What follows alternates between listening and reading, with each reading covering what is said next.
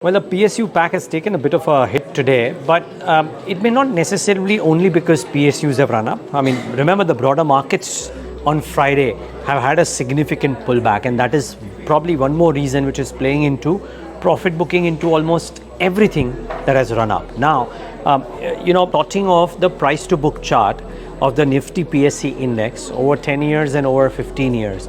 If you look at the 10-year chart, you will see that it's come right back to where it was 10 years ago. So it'll feel that it's kind of reaching a top and might come off. But if you expand it and look at a 15-year chart, then the peak price to book is much higher than the current price to book. And therefore, you might argue there is more room to grow. But leaving that aside, and by the way, fundamentals of some of these PSUs have really improved, right?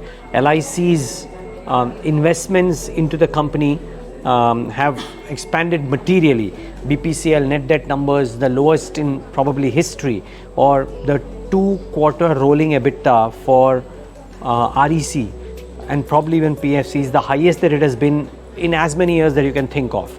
But the point is the valuations are very, very stretched. Now picture this, on a price to earnings multiple, I'm using that as an example, a BHEL current P is 171 times.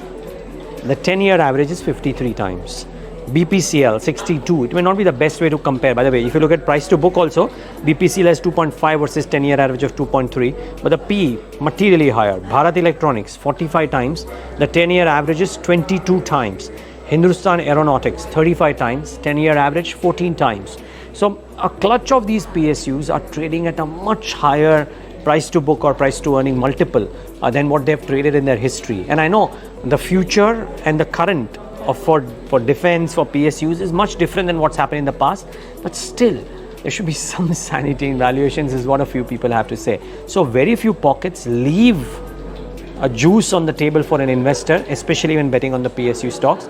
That is to be kept in mind, and maybe the broader market correction is one reason why we're seeing a fairly stiff pullback into almost every PSU, including Life Insurance Corporation of India in the session on Friday.